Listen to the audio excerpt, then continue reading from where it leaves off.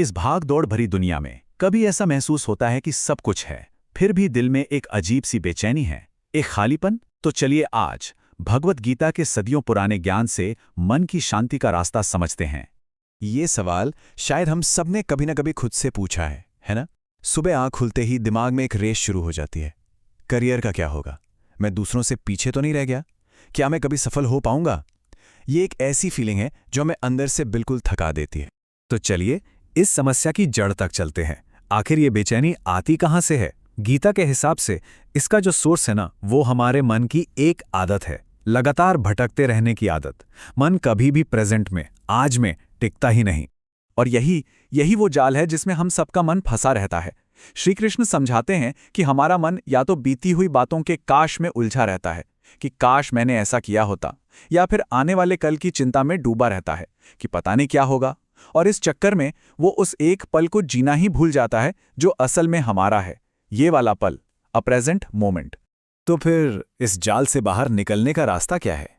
यहीं से श्री कृष्ण की पहली और शायद सबसे जरूरी सीख शुरू होती है। ये एक ऐसा प्रिंसिपल है जो हमारे देखने का नजरिया ही बदल सकता है। इसी सिद्धांत को गीता के एक बहुत मशहूर श्लोक में समझाया गया है, कर्मण्येवाधिकारस्थे मा फलेषु कदाचन। इसका मतलब है कि हमारा अधिकार, हमारा कंट्रोल सिर्फ अपने काम पर है, उसके फल या रिजल्ट पर बिल्कुल नहीं। जरा सोचिए, इस एक लाइन में कितना गहरा सुकून छिपा है। जिस पल हम ये मान लेते हैं कि हमारा काम सिर्फ अपना बेस्ट देना है, बस उसी पल परिणाम की चिंता का जो भारी बोझ है ना, वो अपने आप हल्का हो जाता है। तो इस सीख को अपनी जिंदगी में कैसे उतारें, इसके 3 बहुत सिंपल स्टेप्स हैं। पहला, जो भी आपका काम है, जो भी आपकी ड्यूटी है, उसे पूरी लगन और ईमानदारी से करें।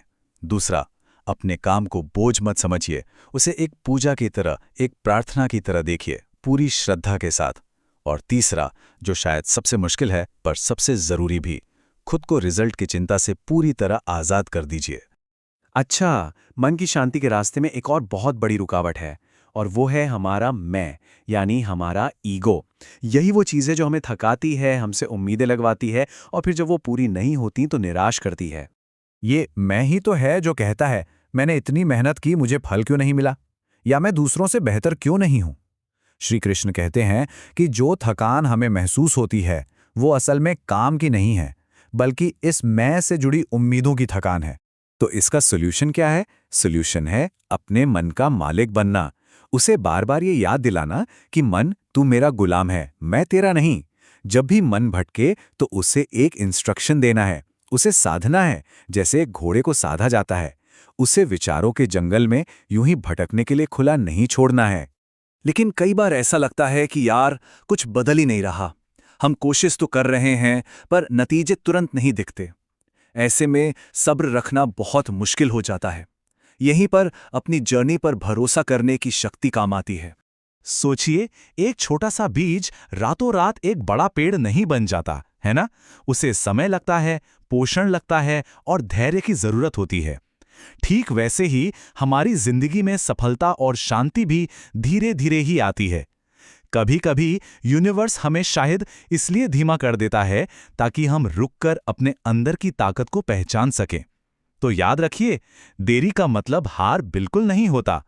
अब हम इस सफर के सबसे जरूरी पड़ाव पर आते हैं। हमने मन को समझा, कर्म को समझा और धैर्य को भी, लेकिन ये शांति आखिर है कहाँ? सबसे पहले तो ये जानना बहुत जरूरी है कि शांति कहाँ नहीं मिलेगी।